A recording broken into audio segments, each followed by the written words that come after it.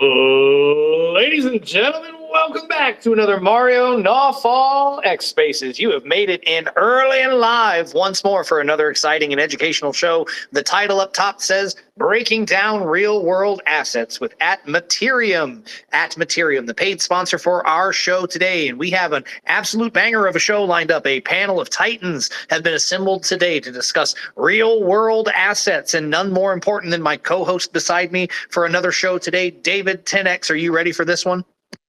Pauls, I am absolutely ready. I can't wait to dive into it in the end with Materium, hear all about what they're building, what they're doing, how they're doing it. And one thing I'm excited for, whenever we talk about RWAs, I get to somehow throw Pikachu and Charizards in there, and that's the part that I'm looking forward to. It's my favorite part. I wouldn't start the show without that on my bingo card. So let me get my dabber out and mark it off right away. It's the equivalent to a free space when we do these things. I love it, David. What we're going to do is we're going to remind everybody, we don't want to assume they've been to one of these shows before. Requesting a speaker spot is the coolest thing you could do here. But it's tough to get on the panel, you guys. You notice we got a lot of people up here and we rotate through. So if you can't get a speaker spot, but you want to be a part of the conversation, the comment section is where to do that. So please go down there, write a comment. Remember to use the @ tags of the people you're talking to. If you want to go make David an offer on his foil Charizard, you got to @ tag him, or we're going to lose it because we get hundreds of comments down there. So make sure you're being active down there. It's a great place to be seen. Also, share the spaces either onto your timeline or in a DM to someone who would be interested. Those are great ways to get the spaces out. And emojis are very helpful. I've already seen a couple of people hitting the buttons, but remember, it helps us as hosts and speakers to know what you guys are thinking and that you can at least hear us. So feel free to hit the emoji button as many times as you want. Now, the format is we're going to hear right up front from Materium. We're going to get a bit of a teaser from Vinay about Materium, and we're going to learn why. We're going to stick around for a full AMA because we're going to get all the details a little bit later. So, Vinay, if you could tell everybody a little bit about Materium, please. Hey, how's it going? Materium was started in 2017. I came out with the Ethereum Foundation where I had project managed the launch and done a lot of the early comms work. And it was to solve the legal problems so that you could do legally enforceable smart contract, which is the thing that allows you to do real world assets. And in those days, there were no NFTs, there was no talk of real world assets. There was just kind of the bare metal Ethereum blockchain, and we had a vision for building the legal infrastructure, the legal layer that would allow everybody in the world to buy and sell physical things using Ethereum, regardless of where they were. And it took many years of hard work to do that, but we succeeded, and that's what Ethereum does. In a nutshell, he makes it sound so much more simple. You guys got to stick around and get so much more information about this because it's actually way more to it than what he just said. But I hope you guys are excited. Now, I look around the panel and I see familiar faces and people who are familiar with RWAs. So as I call you guys out in no particular order, because I'm not looking for hands this time, I see CMP is in the space. CMP, good to see you again. You excited to hear from Ethereum today? Always happy to chat with you, gents, and happy to get an invite. So thanks for the invite. And yeah, of course, RWAs are making their way around the world, not only from the DGen circle, but also from institutions and everything. So I think that the timing is very good. Yeah, man. Thank you for pulling up today. Joe, I haven't seen you in a minute. How are you? Thank you for coming to Spaces. You excited today about Materium and RWA talk? Hello? My X is bugging. Hello? Yeah, it's been kind of buggy. I can hear you. Can you still Okay. hear me? Yeah, so it shows my mic is on, but then it shows that I'm still muted on my screen. So yeah, thank you guys for having me. I haven't been able to make some of the most recent chats, so I'm glad I could make this one. And as you guys know, I love my RWAs, I love my collectibles. You're speaking my language when you're talking about Charizards and Pokemon cards.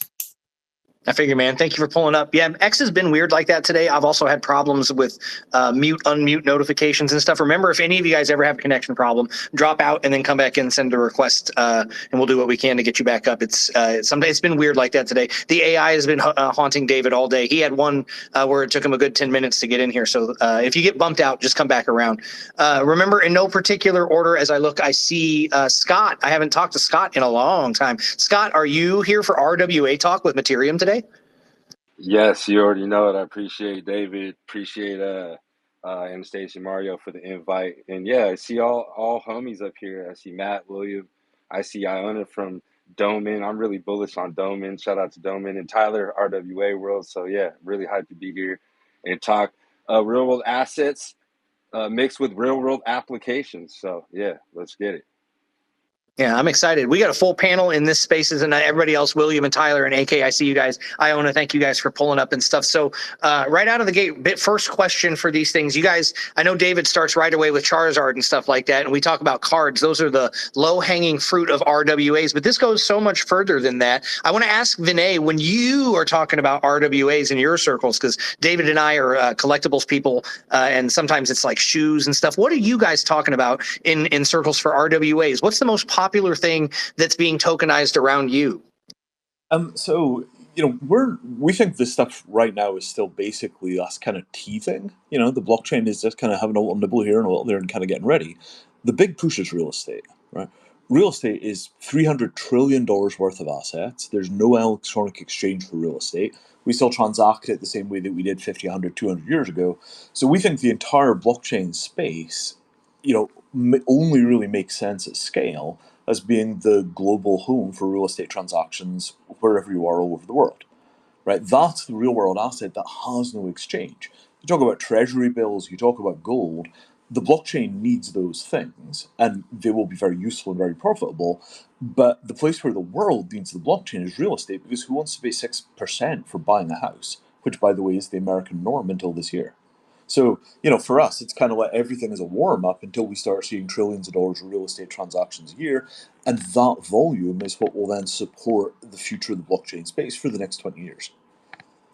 And do you think it's just a matter of following the money because there's so much money over there? Or do you think it's also the desire to solve problems because it's so clunky? Like you said, we're transacting real estate similar to how we did 200 years ago. You got a public notary and all the agencies that are involved and the middlemen.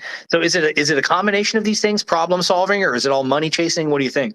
Well, I mean, are you happy with what you're paying for your house? Boy, I don't think you're going to find a lot of people that are going to say yes. So I guess no. So how much of the cost of living, how much of the cost of having a place to live, whether you're renting, whether you're buying, whether you're a builder, whatever that happens to be, how much of that cost is the crappy financial infrastructure of the real estate industry globally? That's a good 2%, point. 10%? Why can't we build a whole bunch of housing really quickly? People will say, oh, it's zoning, it's this, that, and the next thing. But one of those big problems is financing real estate development is really, really hard. That's fair enough. I guess there's not an Ave or curve for home building. You got my mind going all these different places now.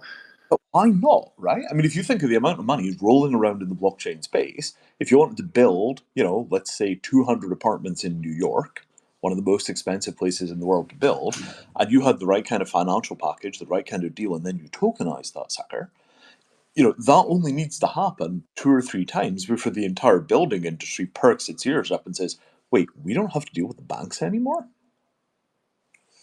Okay, you got me. I'm gonna start picking names out of the crowd so other people can get it. Let's go Tyler first. Tyler, how are you doing today, man? What do you think about that idea, turning a whole apartment on its head like that?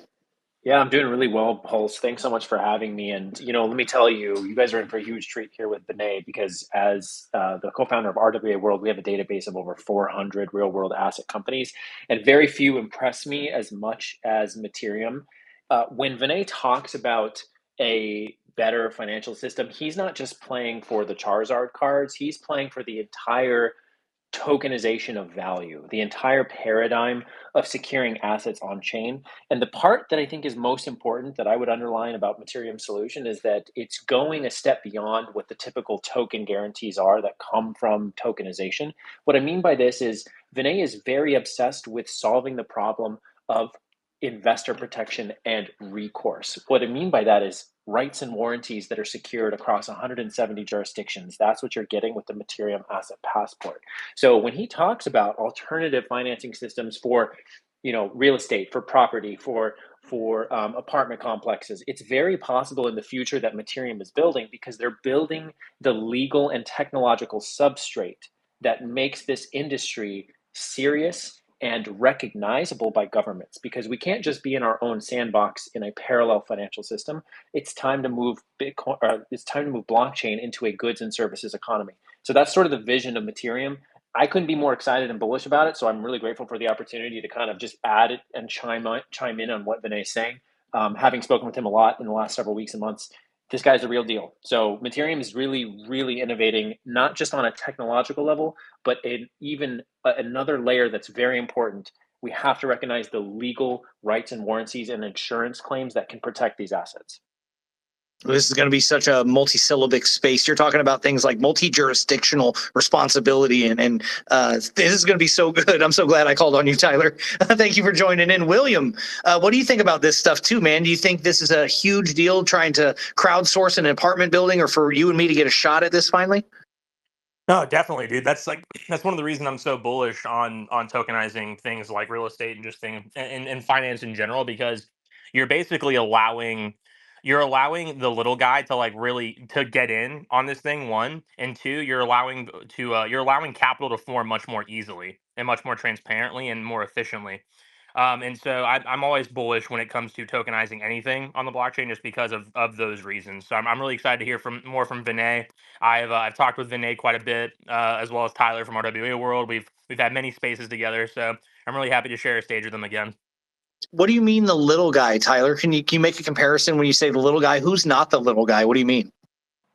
Well, I mean, little guys would be anybody who's like us here on the stage, and except for Vinay. Vinay's a very big guy, especially big brain. But the non-little guys are the BlackRocks of the world. And Vinay once was asked on the space that I was in with him about, hey, so are you excited about BlackRock? They're coming into tokenization, and that's a really great thing, right? And what Materium is doing is the exact opposite of that. Materium is focused on, listen, let's bring the power back to the individual users. We're not interested in a blockchain revolution that's really just BlackRock's gated community that only they let individuals in that they want to work and do business with. We're actually a lot more interested in bringing the power back from a bottoms up perspective. And I think this can only happen if the tokens that we own are truly sovereign, if the tokens that we own are truly protected and actually recognized by courts and governments across a ton of different geographies. We can't just say, oh, well, look, I've got this token and I'm protected because I trust this intermediary. We don't want BlackRock tokenization only. I mean, yes, TradFi intermediaries are always going to exist and they're always going to have their KYC, KYB processes, and that's all well and good for them. But Materium and Vinay and team are focused on a new paradigm, returning power to the little guy. So I'm talking to you, Pulse, you and me, right? We're the little guys compared to some of these large giants like BlackRock. Yeah, that's kind of what I thought. I just want to make sure that everybody else hears it the same way. Sometimes you got to ask that question because I want to make sure that everybody makes that differentiation, because it is funny to think that for certain reasons we talk about institutions getting into crypto might be good. And then on the other hand, you turn around and you can frame it another way. Let's see, Joe, what do you think about this? I would throw down for an apartment building if I could tokenize a part of it. What about you? Mic check, Joe. He was here a minute ago. Hello? Yo, he's back. Don't let me down. I know you're there. X is all over. It's still saying I'm in the audience on my screen. No, you're number one in the speaker spots and number one in our hearts, man. I can hear you. Okay. Sorry. What was the question? Because I'm like, X is not being nice to me. No, we're still talking about the idea that he was mentioning, like whole apartment buildings and stuff being able to tokenize that. And then we're just talking about the amount of liquidity that flows in generally to this. So the idea that we would all be able to participate as little people, quote, little people. And we were discussing the differentiation between little people and what that must mean, the big people like the BlackRocks and the. Well, yeah. Yeah. Yeah. So in real estate, there's these things called syndications, right? This is a normal thing that you can do in Web 2. And you could also set up like funds, like a 503B. Wait, 503B? My brain is a little off today. I think that's what it is. But you can set up funds where, Matt, was that a thumbs up or a thumbs down? It was a thumbs up. I'm pretty. There you go. Okay. Right. Yeah. So we can do this in Web 2 right now, right? You have to be an accredited investor and all this stuff like that, right? But the flexibility that we have with the blockchain in, number one, opening up liquidity globally, right? Accessibility. And number two, the secondary market for this. So like in Web 2, if I'm part of a fund and there's 1,000 of us, let's say, in this fund, and we buy a 500 unit apartment complex outside of the University of Miami, I can't just openly sell my portion of that fund on the free market. right? It's not this simple process as if on the blockchain, where if we can fractionalize the ownership on the blockchain, and my ownership is represented by 1, 5, 10, 20 NFTs, I can easily go and sell those assets on a marketplace. And then the benefits derived from holding it, whether that's quarterly distributions, profiting on the upside, if they sell the building, it can all much easily be done on chain than all of the hoops we have to jump through in Web 2. So much paperwork, so many signatures, so much work. No, you're absolutely right, and the instant liquidity that would be there instead of having to wait for offer, buy offer, sell offer. You could be posting it up and leaving it there too. There's so many good parts of this conversation we can go into. I don't want to just spend all this time because we only have an hour. We only have an hour, and I have so many questions that we could go into with everybody. I'm going to make a swerve then. So why wasn't RWA possible like this until now? And I'll start with Vinay, and then we'll see what everybody else has. Remember, raise a hand if you guys want to get in line, because I know I'm just calling on people and stuff. If something sparks your interest, raise a hand on this. But why wasn't RWA possible like this till now, Vinay? Because you've been around, like you said, for a minute working on this. Why is it just now available to us like this? So here, unfortunately, the answer is really freaking complicated legal engineering. If you think of a simple model, right? You buy a gold bar, you write an NFT, and the NFT is basically a debt. I owe you 1 gold bar, here's the NFT, knock yourself out. The problem with that is if the gold goes missing, if the gold is fake, if the gold is stolen out of the vault, any of these contingencies that happen, somebody else turns out to say that they own the gold, any of that stuff happens. What happens is that the binding between the blockchain reality and the physical reality comes unstuck. The blockchain says one thing, the physical reality says another thing, and the entire thing falls to pieces, right? If you're doing things like aerospace engineering, you're working with materials like carbon fiber, they call this delamination. The 2 layers of the carbon fiber split apart, and then the plane falls out of the air, right? So managing delamination, where the physical reality and the blockchain reality separate from each other, requires insurance, right? You can't use the blockchain to stop a gold bar being fake. You can reduce the risk, but you can never entirely eliminate it. When that gold bar turns out to be fake, at that point, there has to be some mechanism for squaring reality in the blockchain again. You need to replace the fake bar with a real bar. You need to pay somebody a chunk of money as insurance. You need to find some way of resolving that problem so that the blockchain reality lines up again with physical reality. And this problem is super, super intense because the number of ways that blockchain digital reality and physical reality can separate from each other is almost infinite. Now, for that, you need some experts in figuring out the gap between the digital reality, the written reality, and the physical reality. And the name for the experts in differentiating physical reality from written reality is lawyers, right? They've got thousands of years of experience of writing down the condition of the piece of real estate, and then when somebody buys that piece of real estate and the condition doesn't match, handling the dispute. So if you think of the lawyers as being a source of expertise in reconnecting the physical and the digital so that the blockchain description of reality and the physical reality are resynchronized, then what happens is the lawyers go from being the enemy to being experts whose expertise we can amplify using the chain. Now, this is weird thinking for the blockchain, right? It's like, lawyers, law bad, code is law, the rest of that kind of stuff. And that worked right up until the point where you put a gold brick or an apartment building on the table, and then what you discover is you got to partner up with lawyers again. So we went in at the top of this, and we worked with a very, very senior group of UK barristers, what you would have called Queen's Counsels, now King's Counsels. And among that number, the most senior judge in the UK for civil law, a guy called Sir Geoffrey Voss. And I posted a link in the chat here to a speech by Sir Geoffrey, where he basically says, look, the blockchain is as unstoppable in global trade as the internet was in 1995, right? It's an absolutely trustworthy place to collect evidence about what's happening.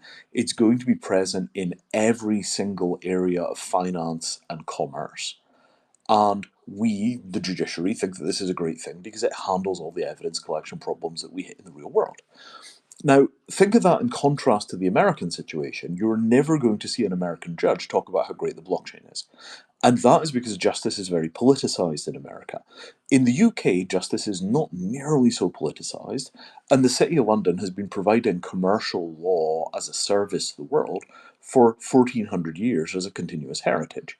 So they look at this blockchain thing as just like this is like the 90th huge technological transformation they've lived through. They get out the playbook that says, how do we handle rapid technological change? You find a bunch of people to work with, you figure out how to implement justice using the new tools, and then off you go to the races.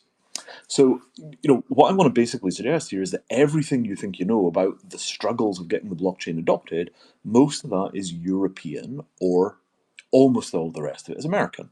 You get out of that bubble and you look at what's happening in the UK, you get a completely different collaborative relationship. And the guy that is currently the head of the UK's financial centre, Alderman Michael Manelli, now Lord Mayor of London, helped us get Materium started 7 years ago because we went and talked to him and said, hey, we need some expertise. Could you tell us who we need to talk to in London to get this thing done? And he took us around and introduced us to the people that had the expertise that allowed us to make it happen. So there's a whole ecosystem in London that is raring to go to deliver the kind of miraculous breakthroughs that you're expecting. And half of the Ethereum team was based in London in 2014 and 15 when we built this thing and shipped it. The office was in Shoreditch. So, think of this as being like England has arrived in chat. We have a different thing going on here. You're going to sum all that big brain stuff up like that and make me laugh and forget half the things I was going to say. That's awesome. Lawyers bridging the gap is what I'm taking away from that, because there's like an anti-legal sentiment, but you're right. It's not that they're the law, they're the arbiters of the law, and they're the ones that speak the legalese. It's a necessary enemy. And thank you, Matt. Your arm must be tired, but I appreciate you raising your hand. Go ahead. Whew, yeah, thanks. I needed to go to the gym today, and now my right arm is worked out, so at least I got that out of the way. Love the space, love this panel, legendary panel.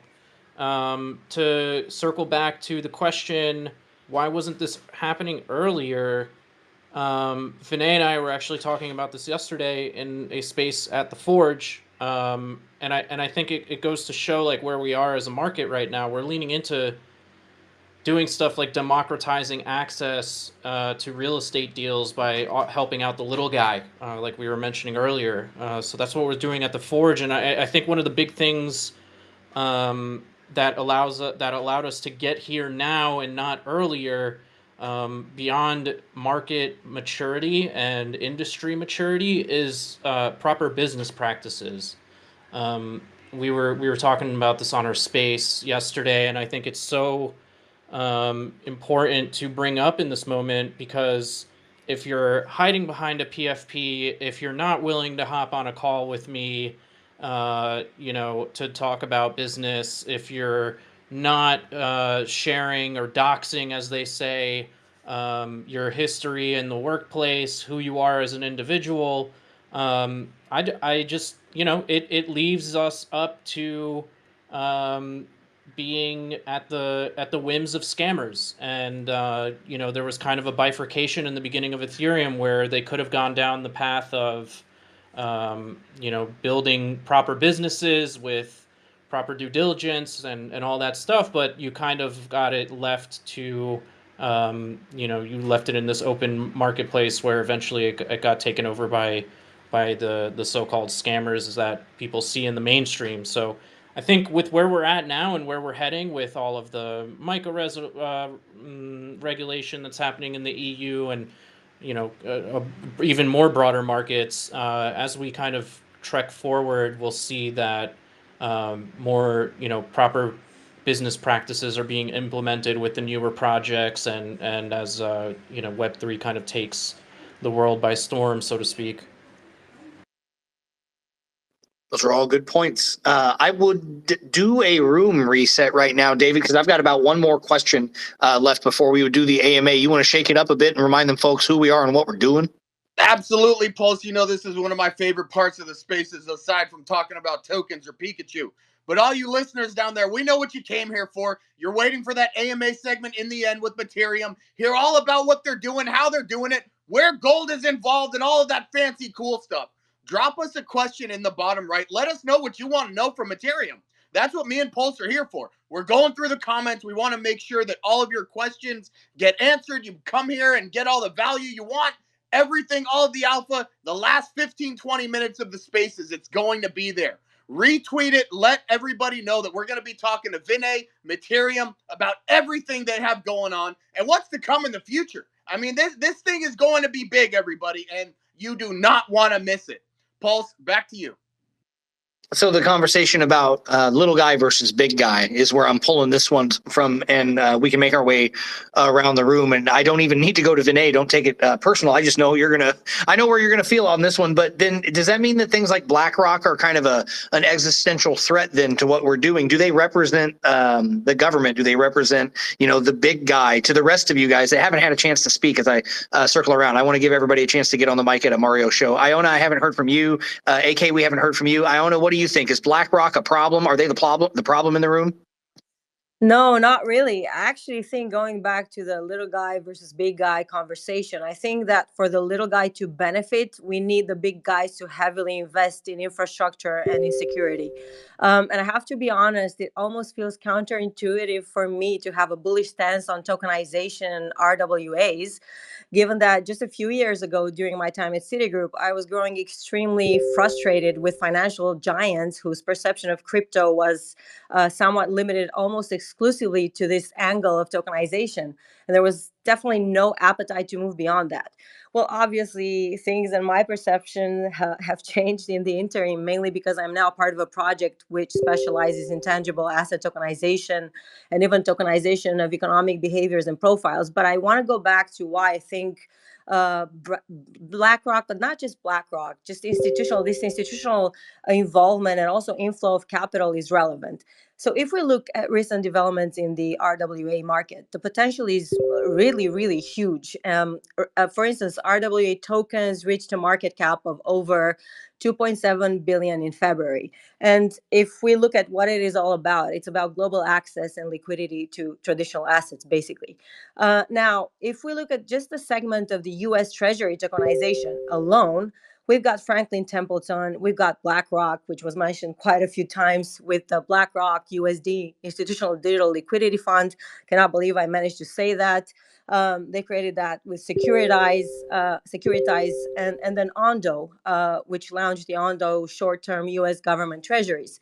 Now, together, they have an aggregate 800 million market cap, and they're extremely, extremely attractive to investors, mostly because of the yields they generate, right? Some of them are over 5%. Now, evidently, the most successful tokenized and fully integrated asset is fiat in the form of stables, and I think we all benefit from them being integrated in the crypto market, and this trend will probably continue as such for the near future. But tokenized fiat aside, we've got substantial development in tokenized private credit, and now if you look at the TradFi market cap of tokenized private credit, it's over 1.6 trillion, right?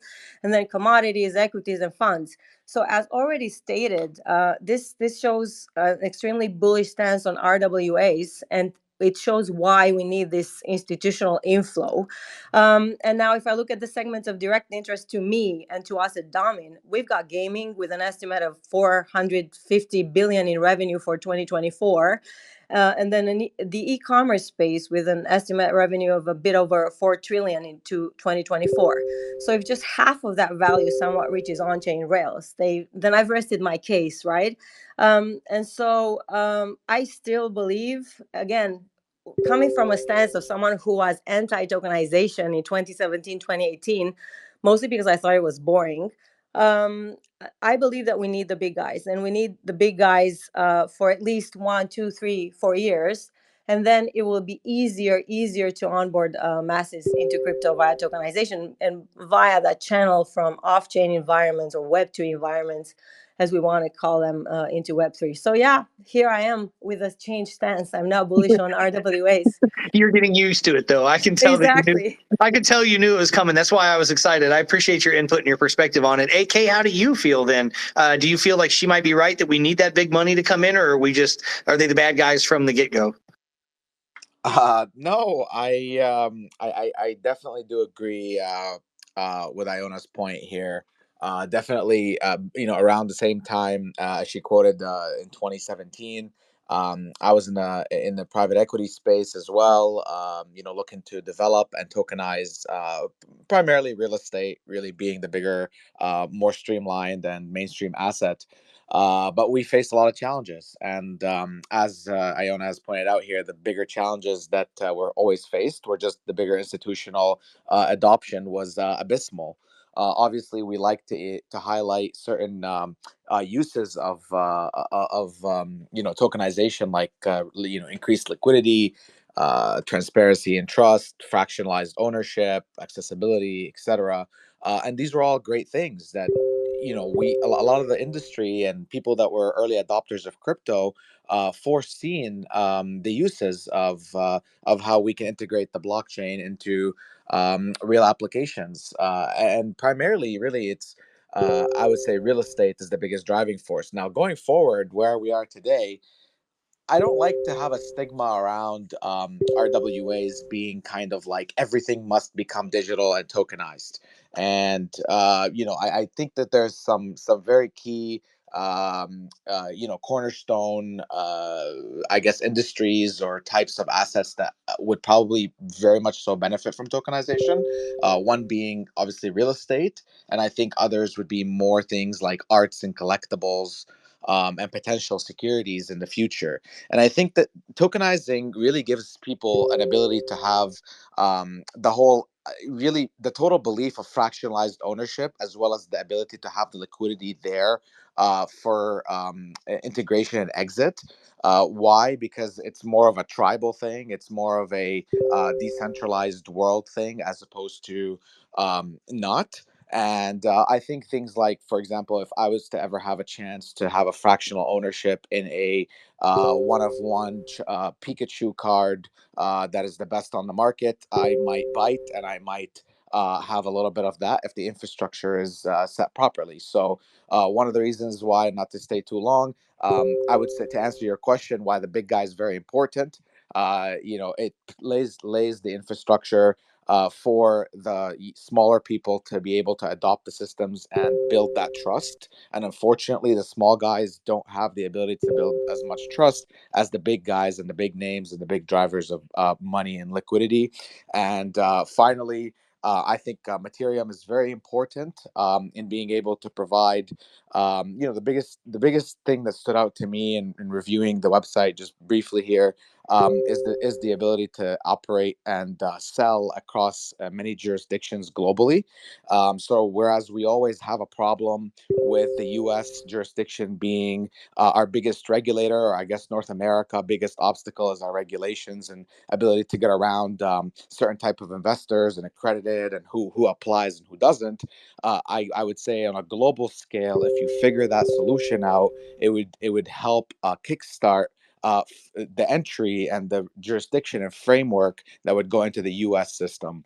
So Materium, kudos, and definitely happy to check out the project. And actually, just a quick question, if I may add, so I don't jump in on the AMAs. When you do get a chance, Vinay, if you can just comment on, when I'm looking at a little bit of the pre-sales and how to be involved and to purchase some of the tokens, it seems like there's a little bit more legality around it. And when I say that, as in KYC and maybe going through a specific portal. So if you can just kind of comment on that, that would really help maybe the audience and myself know how to get some and how to be involved. Thank you. Sure. So, thank you for asking that. I appreciate that. I have a tendency to turn up at these things, talk about the ideas, and then totally forget to mention token. So, there is Materium.de. So, this is our German subsidiary. This is the thing that issues the tokens. We started a token sale, I want to say January 19th, and that sale ends on the 4th of July. Those tokens are not available to Americans. They're not available to, they're not available to people that are, well, not available in the US, not available in the UK. Terms and conditions apply, and there is indeed KYC, AML, CTF, and there are a bunch of countries that those folks block. They're a regulated German financial institution. The exchange is called Swarm. That's where the tokens are actually bought and sold. Now, that sale ends tomorrow. 4th of July is when tokens start going into wallets. They then vest 10% of the tokens every 20 days, and right towards the end of the year, all those tokens will at that point have gone into wallets and be liquid. However, 4th of July, You folks are actually the first people to know. We got legal clearance to talk about this about half an hour before the space started. There is now a new thing. So if you go to Materium.io, you will get a bunch of information about an upcoming American token issue, right? Completely different legal structure, completely different token. We did an absurd and frankly very painful amount of legal hoop jumping to be able to do this, but there is now a token which is available to US accredited investors only, and there will be a set of offering paperwork and all the rest of the typical machinery that goes along with that, as you would expect for those kind of offers. We have to be incredibly careful about what we say about this because American securities law is extremely ferocious. And we also have to be very precise about the compliance issues. So that thing, the European Union token is like, hey, these people want to play ball, they want to do this. The American token is just like you have to walk very, very carefully and not step in a crack on the pavement. But nonetheless, we're in a position where we can now talk about it in public a very tiny bit. And if you want some more information on that, Materium.io is where you go for it. I like the idea that the Americans were so much harder to get to get in. Very typical that it was more difficult to get it. And I like you said, the amount of paperwork was arduous. I'm glad you guys asked, and there was no way you were going to get out of here without David asking you about the token. And I'm sure we're not done asking about it yet. But David's furiously taking notes. David, this is the opposite of everything I think of when I think of your trading strategy, because you don't have to KYC on Pump Fund, and there's no forms to fill out or anything. What do you think when you hear him say all that, man? Oh, Pulse, look, I'm gonna give you the 69% of me perspective that's all degen, and then I'm gonna give you the rest of my perspective that is somewhat of a normal person. Look, from a degen's point of view, most Web3 users, I don't know, KYC is actually a curse word in our world. You might not see it in the Webster's dictionary, but if you look in the dictionary and the thesaurus and all of those books of Web3, KYC is not something that the majority of people out here want to hear.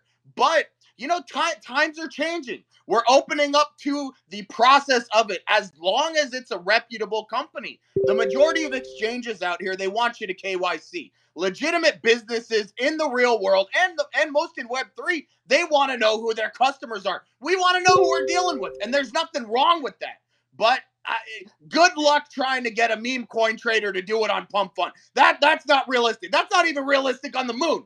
Elon can't even get the people on Mars to do that. But everybody in the real world, if you're looking at the ETFs, if you're looking about investing in legitimate companies and getting exposure to the crypto industry through whatever mechanism, look, I don't think there's anything wrong with that. I am actually in favor of it as long as it's a reputable company with a reputable team doing real world business and not involving meme coins. I don't want to KYC to meme coins. I wouldn't mind KYCing to an exchange to a company like Materium. So I'm for it. This is something that I can tell my mom about, Pulse. I'd love to be on the fly on the wall in that conversation too, because most of my conversations never go well. Hey, check out this new monkey JPEG I just bought, Mom. So maybe I can bring Materium home to Mom. If you guys don't have that in the merch store, that's courtesy of David 10X. Look for it in the Materium merch store. Bring Materium home to Mom. That's very warm. I like that.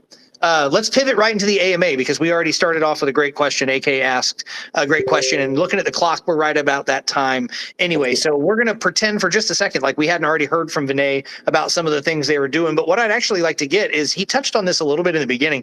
But first, Vinay, can we get a little bit more about your background? Because you said you'd been in the Ethereum game a long time, and you've actually been working on tokenized things like gold since the 90s. Is that true? Well, so in the late 90s, I was paid for a year in a cryptographically secure tokenized gold product. There was a project called eGold, which was a gold-backed digital currency. There was a cryptographic layer on top of that called DigiGold. I took my salary in eGold, and I was quite close to the DigiGold team. That's a guy called Ian Grigg, who is still very active in the crypto space. Look for things like triple enter accounting. Grigg is a genius, right? Like, in a lot of ways, Ian Grigg is the guy that you think Satoshi is. So, my background in crypto, I mean, I was first aware of public key cryptography in probably 92 or 94. Helped write a pretty substantial cryptographic application in 97. After 9/11, I wound up working for both US and UK military doing cryptographic applications research in different capacities, worked on cybersecurity. So, like I had a lot of life experience doing crypto stuff, both as an anarchist and also as a, kind of a defense contractor. But I also had an enormous amount of experience working in decentralized energy systems. I've been working on climate change and disaster relief for hundreds of millions of climate refugees as an enduring problem for 22 years at this point, started that in 2002. So if you look, there's lots of different areas in my life that kind of bounce around in fields that you think are not connected. But to me, those fields look connected. Like, for me, what do you do with Materium? It's an aid transparency technology. You put international aid into the field, a third of it goes missing. How do you stop that? Digitally tag everything, tokenize the supply chain, watch every penny so none of it goes missing, audit stuff directly on the chain. What happens if somebody steals out of that? Well, we're going to have all of our insurance products and all the rest of this kind of stuff. Okay, great.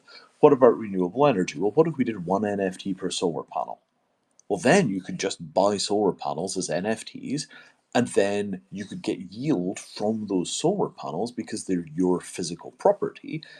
I don't know whether that'd be a security or not under US law, but in a lot of jurisdictions it wouldn't be because it's a physical thing you own that you're basically renting to a grid provider. So this problem with the physical digital binding, if you get that right, it accelerates adoption of renewable energy, it cleans up the aid industry, and almost any area of life that you look at, secure digital physical binding fixes super fundamental problems at global scale. And that mindset, I was writing papers on what you would now call DPIN in like 2009. There's a thing I wrote called the Global Village Development Bank that you can find. I went into Ethereum looking for this toolkit. Okay, well, they've got smart contracts. If I have smart contracts and a bunch of XML files and some legalese, I could turn that into decentralized energy. I could turn that into cleaning up the aid industry. All this stuff about real estate and gold and all the rest of that stuff, that is cash cow stuff, right? Gigantic inefficient industries that hugely need support on one side, and on the other side, whoever told you that a thing that rested on the dollar is called a stable coin? Surely that is an inflation coin. So in that, a national debt coin. So in that sort of context, okay, the crypto world needs gold. It needs hard assets. It needs to de-dollarize because you're never going to have peace between the crypto world and the US government when the crypto world runs entirely on dollars, right? That's like basically standing in Dracula's house and telling him that you're a vegetarian. So in this kind of situation, the deep solution for so many of the world's problems is that people are lying to each other and they're just talking bullshit. The blockchain should be the place that we purge that element out of the global economy. And the difference that that's going to make to people's ordinary lives is going to be 10 or 20% of their money shows up again because it isn't being thieved out of the systems they use to stay alive. So we had the conversation earlier about the real estate market and how much money, almost trillions of dollars of money, potentially flowing in just through the tokenization of real estate. Is that how you would say that RWAs would unblock the next stage of ETH appreciation? Is that what we're really waiting on? Is some sort of real estate rush? So there are two actual games, right? And here I'm just gonna, I don't normally say this in public, but let's just do this thing. I will now take the machete. So basically, to support $350 billion of Ether, you have to start thinking in terms of many, many, many trillions of dollars of assets being traded across that platform. Otherwise, what is it that is supporting the Ether price? And you think, oh my God, how could that possibly work? Where would you get that volume of assets? Two places, and only two places. Category 1, real estate. Never been successfully traded electronically. We didn't have the technology. Now we have blockchain, we have AI, we have ZK snarks, we have all kinds of other bits and pieces of stuff you would need, like being able to do drone survey. You fly a drone around a house, that's how you do the condition report. You have an AI look at the drone footage and then it writes a document describing the house. Super doable. There are probably 20 startups funded to do that right now. So we crack digital trade of real estate, that's $3 trillion of transactions a year. Imagine that's sufficient transactions. $3 trillion of transactions, take 1% of that, right? 3 trillion, 300 billion, 30 billion. $30 billion pot, right? That's a lot of money. And that's the kind of money that it takes to sustain something like a $350 billion Ether price. So think of that as, structure one, right? Actually, it's not 3 trillion, 300, yeah, 30 million. So structure two, global trade. We're talking here container shipping. In the UK, they've passed a law called the UK Electronic Trade Documents Act. And that means that instead of having paper documents describing what's inside of a sea container, you can use electronic documents. The UK government says, get this, $280 billion of savings a year possible from the digitization of trade because the existing systems go back to like the 17th century. Right? So when you start talking about umpteen billions of real estate and UK government's estimate of $280 billion of savings on trade, these are the kinds of things that make a multi-trillion-dollar blockchain economy feasible, right? That's what it is for. It's the global machinery for real estate and international trade. Oh, that's what the blockchain's for. Man, if we'd been explaining the blockchain that way for 10 years, and we had kicked scammers out on their ears using a variety of legal and smart contract approaches, and I'll come back to the smart contract approaches for de-scamming the industry in a minute. If we had built those things, what do you think the Ether price would be today? Right? 37? Right? So 37. so much more. So This much. is the Right. surgically clean version of things. David, what I like about this is like the surgically clean, scrubbed in version of Ethereum is what he's talking about, where like even buying the token requires KYC and every bit of the money that flows in is flowing in for the right reasons. It's not to say that what's been going on with memes and NFTs and stuff isn't real or right. There's no judgment to those things. It's just to say that we haven't even understood the tools with which we've been given. It's like we were early man discovering fire and we didn't even know we could cook food with it yet. Is that right? Is that that right? Think of it this way, right? How long is it going to take Vitalik to teach the human race what Vitalik knows? that's Right? yes. You're starting to make me feel like that. That's why I was picturing it that way. It's like maybe I've been thinking about this all wrong. Yeah. Right? I mean, Vitalik is a supernaturally insightful guy. I knew Vitalik when he was 19, right? And at 19 years old, nobody should be that smart or that wise. That is just ridiculous. And everybody knew it. It's like, wow, this is something else, right? So if you think of it as just like gradually downloading layers of the Vitalik vision and making it real, 2014, 2015, the Ethereum Foundation vision, the thing inside of the team, was real estate. It was what you'd now call refi. It was, things like, airplane routing, air traffic control, tradable objects for air traffic routes. All of these ideas, but it was all physical trade. It was all change the world by cleaning up international trade.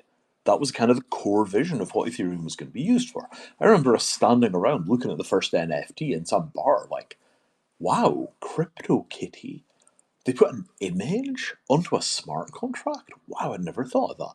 And it was a real object of curiosity. We couldn't figure out what that was or what it was for, but it was an amazing thing of like, we've never seen that before. And then 2018 arrived, and what we got hit by was an invasion of multi-level marketing freaks. Right? We just got hit by round after round after round of Ponzi scheme scum who invaded the space, and the space was mostly engineers. There was very little legal expertise, there was very little real world expertise in dealing with crime, and we got a whole bunch of people that looked at this beautiful thing that we had created, kicked down the goddamn doors, and set up home. And then, because those people were so effective at communications, 5 years later, a lot of people thought that that was the real blockchain industry. Right? It was not the real blockchain industry. It was a perversion and an invasion of the original vision, which was fix world trade so we don't have to live in this hell. I'm having BitConnect flashbacks. Like you're sending me back to a time that I don't even think I belong in with that type of stuff. This could go so much deeper, Vinay. I'm going from question to question on this list because I could ask you more about what you just said. But in the following of the AMA, I'm trying to ask. Somebody mentioned earlier something called the Materium Asset Passport or MAP. Can you explain what that is? Yeah, absolutely. So you want to buy a house. You've got to answer three questions. And I say a house, it could be a painting, It could be an airplane, could be any piece of valuable property. You answer three questions. Number one, what is it? Right? And what is it is a complicated question. If I take an artifact like a used MRI machine or an X ray machine, figuring out that that works properly and it's correct, up to spec, and it's safe, and I can sell it to a hospital and they can plug it in and use it and it's not going to give bad data, that probably requires 20 different kinds of technical expertise to verify. So the Materium Asset Passport is almost like a miniature DAO. Every person with every kind of expertise that is required to identify the object basically lodges an insurance or a warranty onto the object. So you think of it as kind of like a folder, and into that folder you place in the smart contract every single proof, warranty, insurance document, factual analysis, whatever it is, and nothing goes into that document that isn't tied to some kind of recoverable stake. It could be on chain, it could be an insurance policy, it could be off chain, it could be physical assets. You could stake a bunch of gold bars against it. However it is, no information goes in there that isn't tied to stake. So if there is a defect in the information, you can recover assets to cover the damage taken by the defect. You as the buyer, you've got to look at all that information, decide whether all the risks that you care about are covered. You've got to decide that the proof is good enough that the money is there to cover, and then you do the transaction. Every single person that put information into that document gets paid. When you buy the physical thing, they all get paid for the warranties, just like buying an extended warranty in Best Buy. What that gives you is financial protection in the event of a defect, but that process means that the people that are backing those warranty claims, like for example an insurer might do, they are going to be damn sure that thing is real because they don't want to have to pay out when the thing turns out to be fake. Right? And that structure, it works in 169 countries, 172 jurisdictions, everywhere that a thing called the New York Convention on Arbitration, a 1958 international protocol for managing commercial dispute, anywhere the 1958 convention applies, the Materium Asset Passport is sound. 170 countries, practically speaking. Furthermore, you could have DeFi insurance, you could have TradFi insurance, you could have a mixture of insurance, you could have tokenized risk pools where ordinary people put their tokens into a bucket and it underwrites transactions and they get income as a result. All of those different ways of covering risk come together in the Materium Asset Passport from the extremely rigid end of TradFi to something that is incredibly decentralized in DeFi. It all fits inside of the same abstraction because everything is represented as truth and money. So we spent years looking at, and here I'm going to use some big words, right? The epistemology and the ontology of the representation. How do you make a digital twin that actually works in trade? We have a freaking ontology department, right? How often do you see a blockchain company with an ontology department? We have world-class expertise in handling physical assets. The guy that designed a lot of the asset passport stuff is the guy that used to take care of the British royal family's armour collection. And he comes from a world where if something has ever been sold for money, it's not considered to be valuable, it's a commodity. Oh, Stradivarius violins, yes, they're very, very beautiful, but this armour hasn't been sold in 800 years. It's a totally different world model at that level, and that's the kind of expertise that went into designing this thing, right? Our head of legal is a crack computer security analyst who then retrained as a lawyer. And all of these kinds of models, that Materium Asset Passport thing, it is potentially as fundamental a breakthrough as the joint stock corporation was or the invention of insurance itself, because it gives us a universal way of identifying all of the world's assets and making them tradable. The blockchain is how we implemented that, but the actual fundamental breakthrough is something a little like the joint stock corporation. It's a fundamentally new way of arranging trade. That's such an interesting way of thinking about stuff. This is honestly a bit of a privilege to get to listen to some of this stuff because it's very refreshing to have something on this technical level. I'm going to give one opportunity to everybody to raise your hand if you got a question. I'm going to let David ask one more, and then there might be time for one more before we hit that 1 hour mark and then wrap up and send everybody on their way. So, David, if you've got anything, and we'll see if anybody throws a hand up. Yeah, absolutely, Pulse. And I'm gonna switch it up this time and ask a more technical question rather than my typical where can I get the tokens and how do I farm them? Where's the airdrop and this and that? I want to know something that I can actually recommend to some of my family members because this is something I think traditional investors would really appreciate. I'm curious on the long-term vision, Vinay, where in 3 years, where is Materium going to be? Where will the company be in terms of addressable market share? Like, how big are you guys trying to get? Do you think Materium is something that is going to take over, say, maybe 10% or something significant of this entire industry? That's very, very small compared to our goals, right? I'm after 10% of global real estate. Actually, I'm after 50% of global real estate.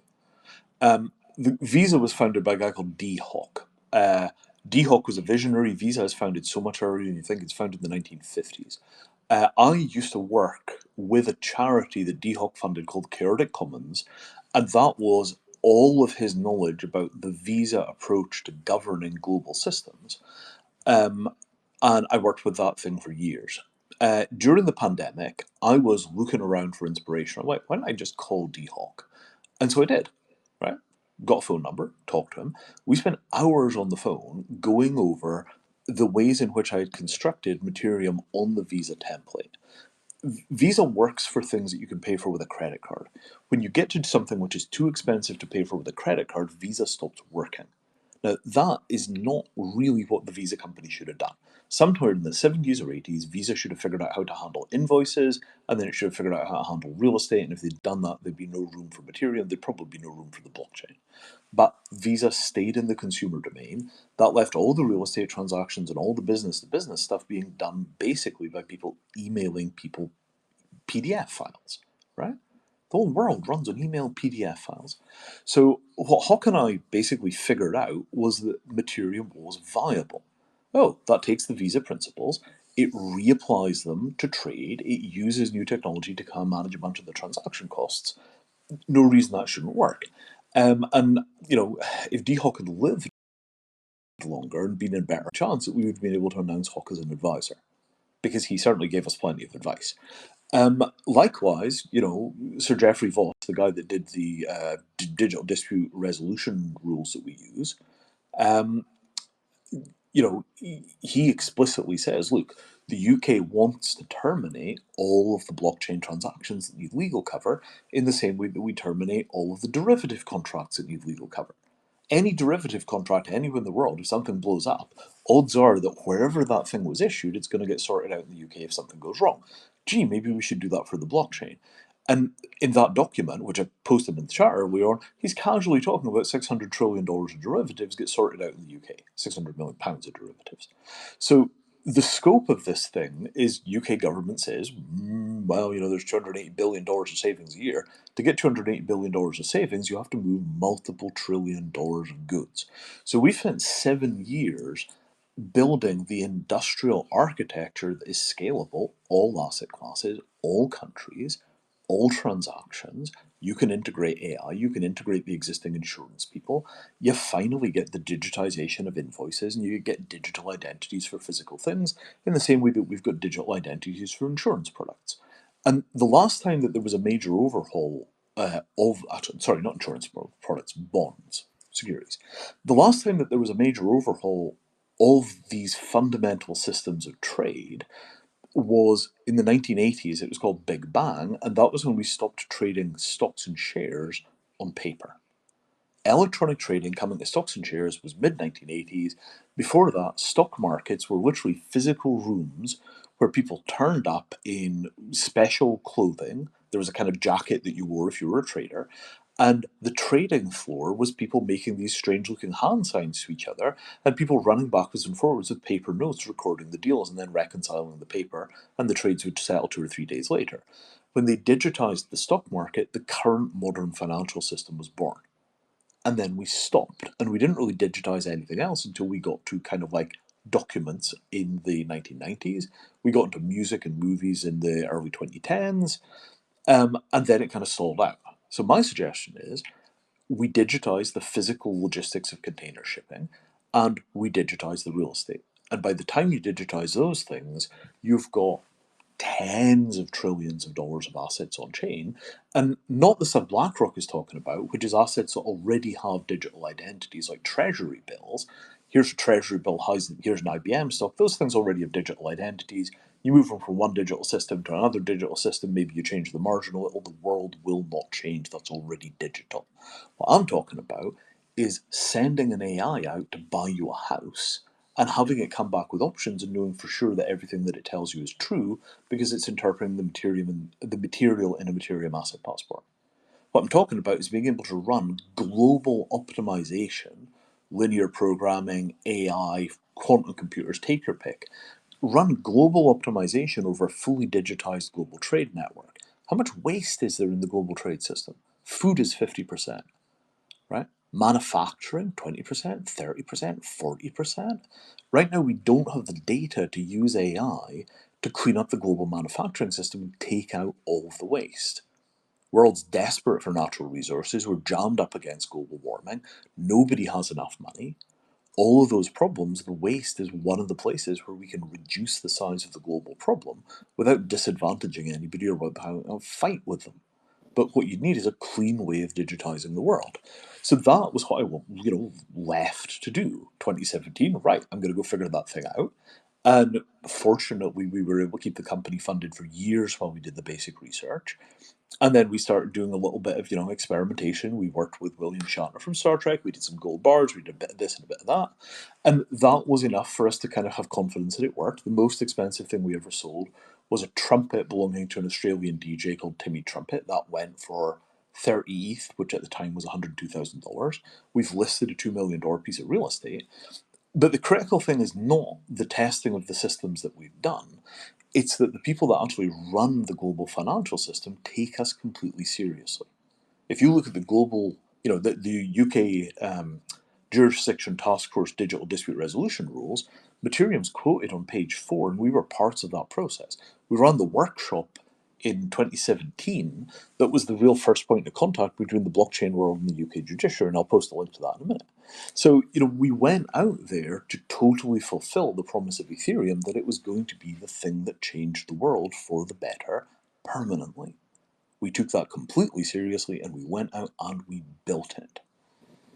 And it It's worked. really cool that you're still carrying that banner is so amazing. And I'm very fortunate. I think all the listeners are very fortunate to be here. This is one of those spaces, man, where we don't get a chance to do as much as we could. It only goes for an hour, and every single speaker we had could have contributed more. So I apologize that we just didn't get a chance to give you guys more of a chance, each one of you. And then Vinay, we could do this again. So if you guys are ever in spaces, make sure you're all inviting each other. Make sure you're following each other to get a chance to do these things again. So I want to say thank you to everybody for coming out. Vinay, everybody make sure that you're following Vinay and Material. Follow both of the accounts. They've both been in here in the spaces because there's so much more to this. And obviously, this is somebody's brain you're going to want to pick if you get a chance. And the same is for all the other speakers. The people that accepted our invites for this space is each one. Like I said, we only got like 5 minutes from each of you, and still I could go on for an hour, guys. So thank you so much for coming in, and thank you to the listeners for filling up the comment section, which I was scrolling through. There's great stuff in there. We're going to pack it up for the day, and I want to say how much I appreciate you guys for allowing me and David to be here again. Thank you to Mario and the team. And then David, I know you've had a hell of a day up here rocking spaces, man. We got to get you rehydrated for 1 or 2 more goes. David needs your support, guys. If you're following David, follow him to the next show and go cheer him on, David. I've had a great time with you today, man. I'm proud of you. You're an absolute beast, and I'll see you next time.